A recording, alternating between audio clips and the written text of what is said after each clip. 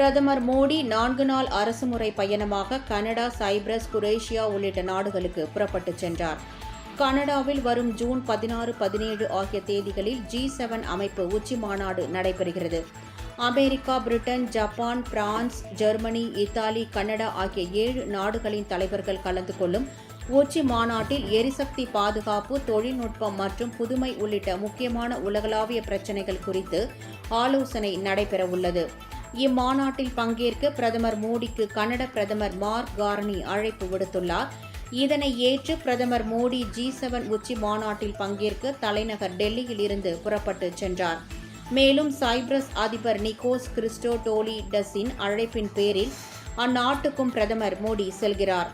அதன் மூலம் 20 ஆண்டுகளுக்கு பிறகு ஒரு இந்திய பிரதமர் ஒருவர் அந்நாட்டுக்கு சென்று இருதரப்பு பேச்சுவார்த்தையில் ஈடுபடவுள்ளார்.